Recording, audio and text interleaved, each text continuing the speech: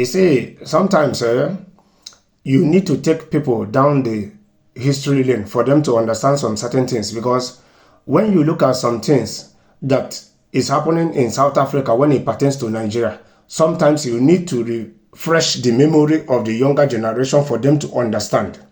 Because truth be told, if the younger generations of now are to have the history that existed between Nigeria and South Africa behind their mind, or at their beck and call, so many of them will not have the temerity every time to be after Nigerians, or to be marginalizing Nigerians, or to be asking Nigerians to leave their country, or be carrying out any form of intimidation or humiliations against Nigerians.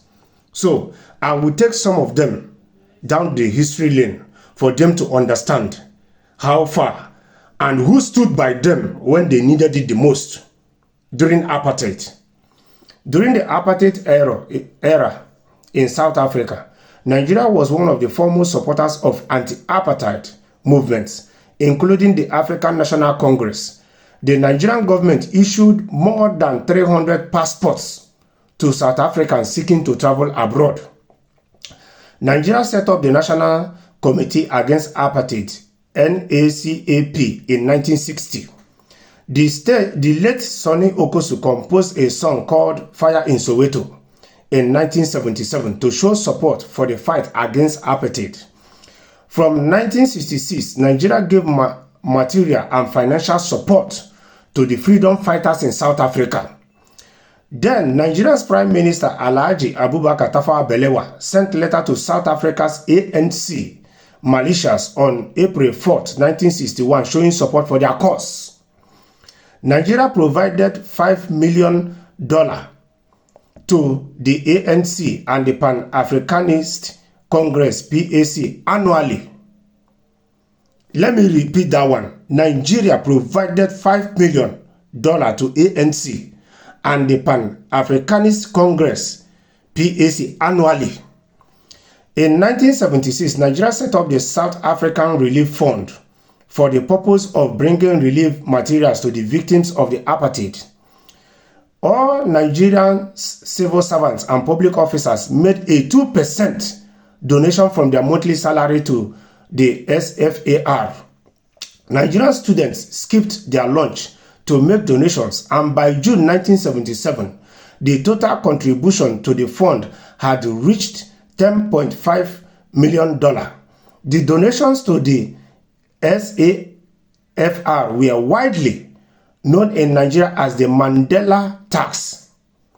That is to say that Nigerian civil servants, public officers were donating 2% of their salary, and Nigerian students were skipping lunch for them to raise this $10.5 million donations, which they named Mandela tax.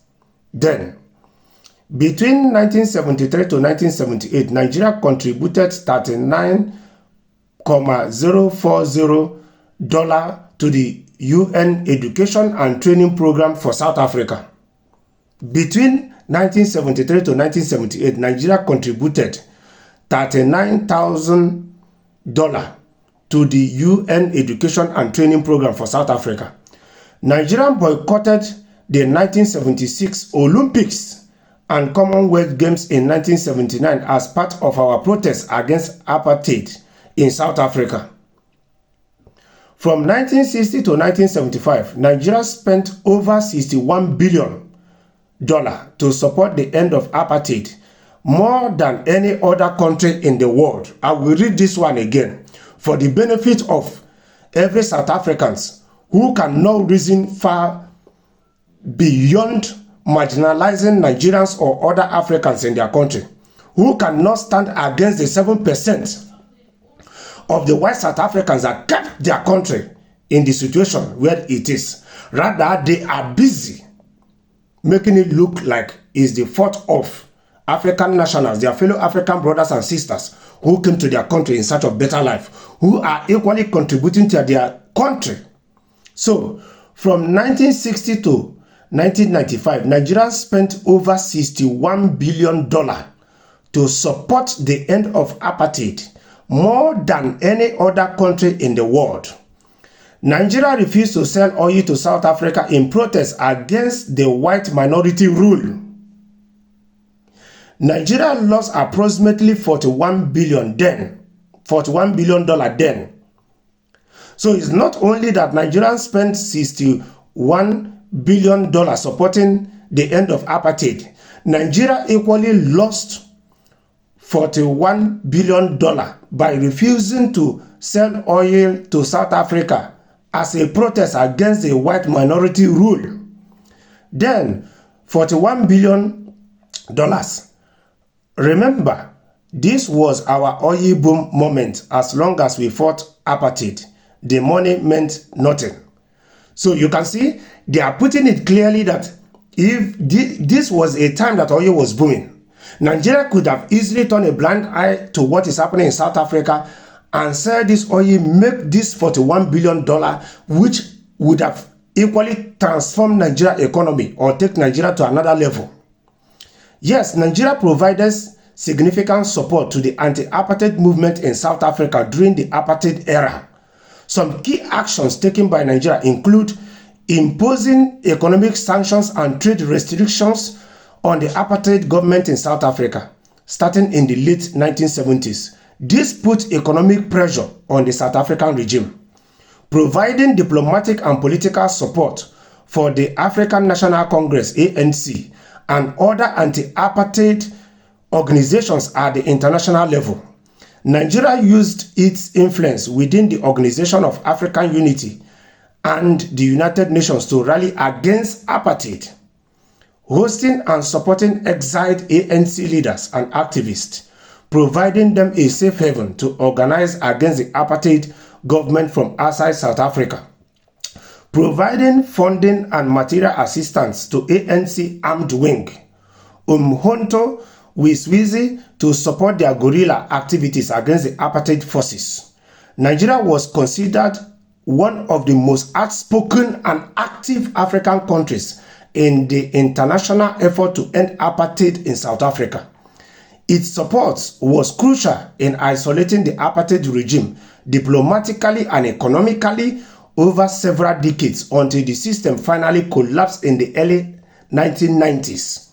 So, if you're South Africa, after you have watched this video, or you have a South African friend, after you have watched this video, share it to them. So, if they refuse to read, let them listen to it, so they will still remember. Because it is not Nigerians that created that community inside South Africa where the black South Africans can live in. There's a community in South Africa where it's only whites can live there. Even that country is like another country inside South Africa. They even have their own money. No South African black South African has ever been allowed to step their feet inside there.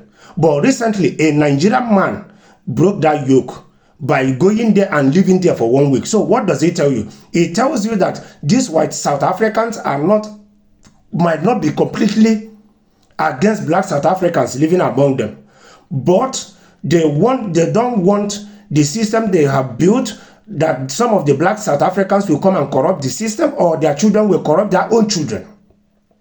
So somehow you will see that if they could allow a Nigerian to live there for 1 week, it means that they are not against black South Africans living there, but they are trying to protect what it took them years to build.